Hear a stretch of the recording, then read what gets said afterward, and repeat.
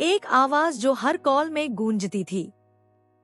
सरकार ने देशव्यापी साइबर सुरक्षा जागरूकता अभियान की शुरुआत की थी, जिसके अंतर्गत अमिताभ बच्चन की आवाज में एक 40 सेकंड की चेतावनी कॉलर ट्यून हर उपयोगकर्ता के कॉल की शुरुआत में बजती थी। इसमें फिशिंग, ओटीपी स्कैम, बैंक या आईटी अधिकारियों का डंका बजाने वाले धोखेबाजों का जिक्र होता था। कॉल आरंभ होते ही आवाज ने लोगों को फिशिंग या फ्रॉड से सतर्क रहने की सलाह दी। यह जागरूकता अभियान भारत में डिजिटल धोखाधड़ी के खिलाफ पहला कदम था। व्हाट्सएप और मीडिया में शुरुआती ट्यून को मिले-जुले रिस्पॉन्स मिले। कुछ लोग इसे उपयोगी मानते थे तो कुछ ने आपत्ति जताई। लोगों के बीच ये आलोचना रहा कि डॉक्टर, बैंकर जैसे पेशेवरों ने कहा कि इमरजेंसी कॉल्स में यह ट्यून बाधक है। 10 सेकंड का भी अंतर मायने रखता है और इसकी तुलना कोविड-19 की चेतावनी कॉलर ट्यून की भांति इसे भी पीछे हटाने की मांग होने लगी। इतना ही नहीं, सोशल मीडिया में रिमूव कॉलर ट्यून का ट्रेंड भी चला। ट्विटर यानी एक्स, इंस्टाग्राम पर रिमूव कॉलर ट्यून जैसे हैशटैग ट्रेंड करने लगे। लोगों ने बताया कि हर कॉल पर 40 सेकंड सुनना अब असह्य हो गया है। इसमें अमिताभ बच्चन की प्रतिक्रिया भी सामने आई है। कुछ उपयोगकर्ताओं ने खुद अमिताभ को ट्रोल किया, उनकी आवाज बंद करने की मांग की या उम्र पर तंज कसे। बिग बी ने क्या कहा?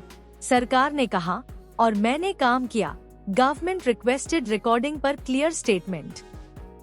तो आइए जानते हैं सरकार और अधिकारियों की भूमिका क्या रही। इस अभियान को TRAI और IRC ने मिलकर चलाया था। इसके तहत कॉल के शुरुआती हिस्से में चेतावनी शामिल थी।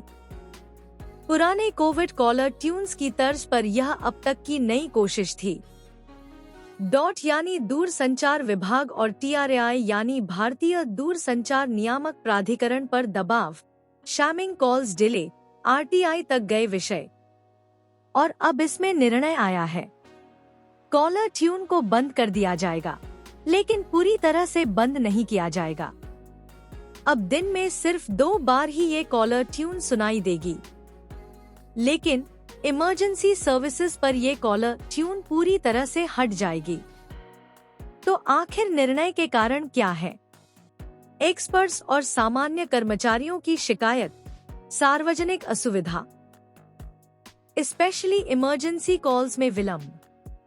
यह घटना दिखाती है कि कैसे मार्केटिंग और जागरूकता अभियान जन भावना के खिलाफ भी जा सकता है और तुरंत यूजर फीडबैक महत्व रखता है।